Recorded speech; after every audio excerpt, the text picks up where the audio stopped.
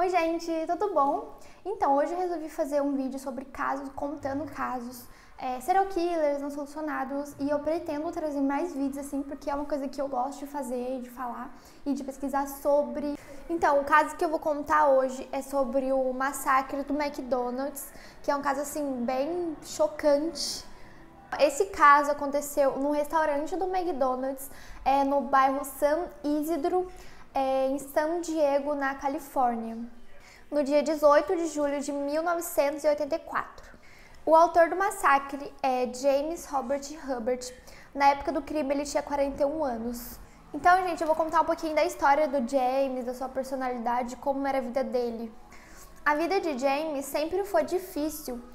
Aos 3 anos de idade, ele contraiu poliomielite e ele sentia fortes dores e também ele sofria espasmos enquanto dormia. Aos 7 anos de idade, James foi abandonado pela sua mãe. E vale lembrar também que a mãe dele era muito religiosa. Ela era fanática por religião. Então, James cresceu culpando a Deus pelo abandono da sua mãe. A infância de James foi muito solitária. Seu único amigo era seu cachorro Chip. Na adolescência de James, ele começou a ter um forte interesse em armas. Ele tinha uma paixão grande por armas. No ensino médio, James conheceu Etna e eles se casaram em 1965, quando James tinha 23 anos. James, então, se formou em sociologia, mas ele conseguiu uma licença para trabalhar como embalsamador em uma funerária. Mas James não conseguiu seguir uma carreira como embalsamador. O patrão de James, o Don Williams, relatou: ele era um bom embalsamador, mas simplesmente não se relacionava com as pessoas. Por isso era um ótimo embalsamador, pois simplesmente ele colocava sua máscara e ia lá para baixo ficar sozinho. James e Etna tiveram 2 filhos e eles aparentemente tinham uma vida feliz nos anos 70. Mas James tinha alguns comportamentos estranhos. Na frente da casa da família tinha uma placa escrito "Não ultrapasse". Isso é bem estranho. James, ele só conversava com a família, a esposa e as 2 filhas. Quando ele conversava com pessoas estranhas, tipo vizinhos, era porque aconteceu alguma coisa de errado. Uma vez, o vizinho de James falou para ele que o seu cachorro havia arranhado o seu carro. James entrou na casa, pegou uma arma e atirou no seu cachorro. Nessa época, James já estava trabalhando em outro lugar, numa metalúrgica. Quando começou a desandar a vida de James foi em 1980. Quando a fábrica onde ele trabalhava faliu e ele ficou desempregado. Então James conseguiu outro emprego e logo em seguida foi despedido de novo. E tudo isso, gente, em sequência. Então James começou a falar de suicídio e coisas piores. James até tentou suicídio, mas a sua esposa o impediu.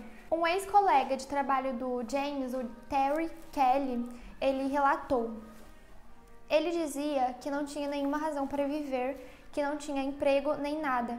Dizia que se aquilo fosse o fim da linha e não pudesse mais sustentar a família, levaria todo mundo com ele. Assim como todo assassino tem uma mente desequilibrada e culpa a sociedade pelo seu fracasso pessoal, com James não foi diferente. E ele começou a culpar a sociedade por tudo que estava acontecendo na vida dele. James começou a falar sobre matar pessoas para se vingar da situação que ele estava passando. Ele falava abertamente para as pessoas próximas sobre atirar em pessoas. E muitas coisas ruins estavam acontecendo na vida de James, e foi isso que contribuiu para aumentar o seu desejo de matar pessoas.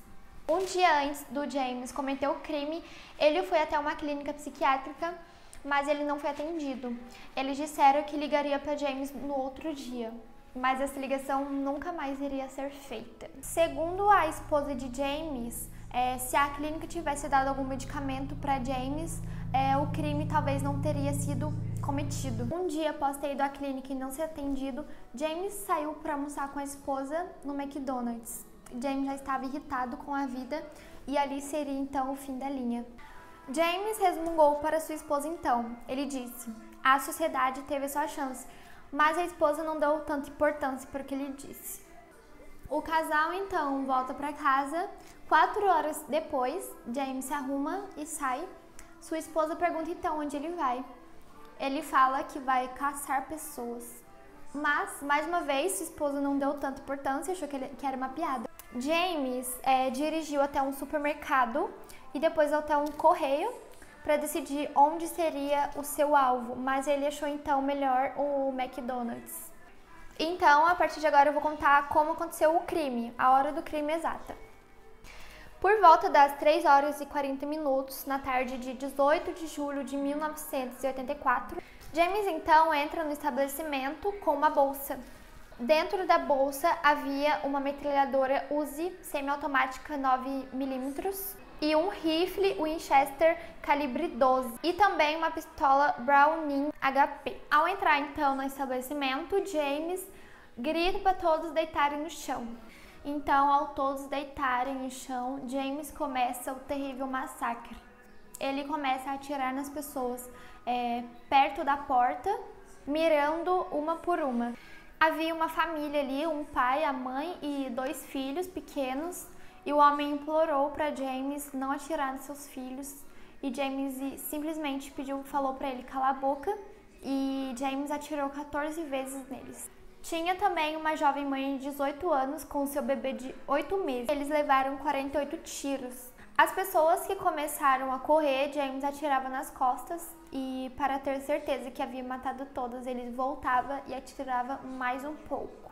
Fora do estabelecimento, tinha 3 crianças de 11 anos, os 3 eram amigos, eles estavam brincando no lado de fora do McDonald's. Então, quando o massacre começou, eles correram até as suas bicicletas, mas 2 amigos caíram e um fingiu que estava morto, e foi isso que salvou a vida dele. O primeiro carro de polícia chegou às 16 horas e 7 minutos da tarde, e ao chegar lá o xerife pediu imediatamente uma equipe da SWAT. 6 quarteirões ao lado do McDonald's foram interditados. Durante 1 hora e 17 minutos, James e a polícia trocaram tiros sem parar. Tudo finalmente acabou às 17 horas e 7 minutos, quando um atirador da SWAT mirou e acertou o coração de James, o assassino. Ao todo, foram 21 mortos e 19 feridos. A vítima mais nova de James foi um bebê de 8 meses e a mais velha foi um idoso de 74. O chefe de polícia do condado, Bill Colander, relatou: a mais terrível coisa que já vi em minha vida, e olha que já estou nesse negócio há 28 anos. James não tinha nenhum tipo de álcool ou droga no seu corpo, então ele estava totalmente sóbrio e ciente do que ele estava fazendo. Em luto a essa terrível tragédia, o McDonald's suspendeu todo o trabalho de publicidade da marca por uma semana toda. O Burger King também fez o mesmo. 2 meses após a tragédia, o McDonald's demoliu a loja e doou o terreno. Em 1986, a esposa de James moveu um processo de 5 milhões de dólares contra o McDonald's e a metalúrgica onde James trabalhou. Mas, obviamente, Etna perdeu o processo, porque não fazia sentido nenhum, né? Foi construído um memorial às vítimas em frente ao lote onde aconteceu o terrível massacre, e o memorial é construído por 21 blocos de granito, e até hoje ele está presente lá na cidade de San Ilírico, em San Diego, e até hoje tem velas e flores lá, sempre as pessoas deixam, né? A prefeitura da cidade construiu uma escola no local, né, no lote, e o memorial fica em frente à escola, e até hoje tem. Gente, então esse foi o caso, um caso bem estranho e chocante e horrível, né, de ver como que James foi tão frio assim, matando pessoas, bebês, foi horrível. E me contem o que vocês acharam também, compartilhem com os amigos para me ajudar muito, deixa o like, se inscreva no canal, muito obrigada por ter assistido, tchau!